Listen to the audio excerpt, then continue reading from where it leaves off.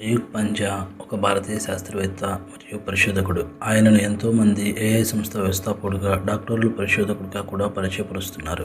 వాస్తవానికి మయూక్ ఇప్పటికీ శాస్త్ర పరిశోధనలో పాల్గొంటున్న ఒక వ్యక్తి. ఈ మధ్యకాలంలో 2025లో ఆయన సహకారితో వెలువడిన ఒక అధ్యయనంలో సన్స్పాట్స్ 3D MHT సిమ్యులేషన్స్ అనే ఆర్టికల్లో ఇతడి పేరు కనిపిస్తుంది.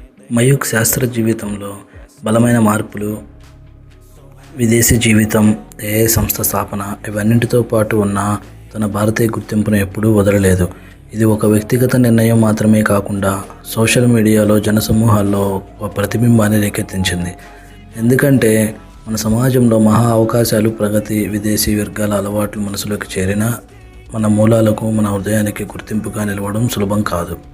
మయూక్ గత 10 ఏళ్లలో దాదాపు 9 సంవత్సరాలు జర్మనీలోనే ఉన్నాడు. మొదట ఒక డాక్టరల్ రీసెర్చర్గా అంకితభావంతో శాస్త్ర పరిశోధన చేశాడు. ఆపై కేవలం ఉద్యోగి కాకుండా ఒక కొత్త దశకంలోకి అడుగుపెట్టాడు. జర్మనీలో ఒక ఏఐ ఫార్మ్ పాపులేషన్ స్థాపించాడు. చట్టపరంగా 9 సంవత్సరాల రెసిడెన్సీ తర్వాత మయూక్ జర్మన్ పౌరసత్వం కోసం దరఖాస్తు చేయడానికి అర్హుడైపోయాడు. కానీ అతను దరఖాస్తు చేయలేదు. ఎందుకంటే అమెరికా, జర్మనీ విదేశీ వాతావరణం అయినా అతను సహజంగా దగ్గరగా అనిపించుకోవడం లేదని, పాస్పోర్ట్ కేవలం ఒక పత్రం కాదు, అది ఒక వ్యక్తిగత గుర్తింపు అని భావిస్తున్నాడు.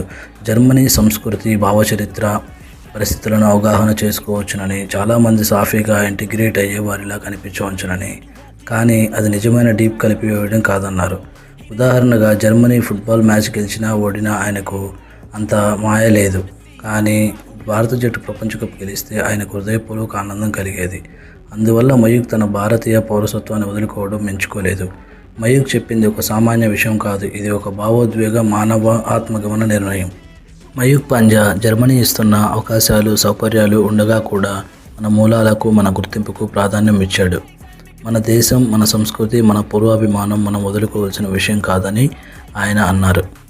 Thank you friends. ఈ వీడియో మీకు నచ్చినట్లయితే లైక్ చేసి ఛానల్ సబ్స్క్రైబ్ చేయండి.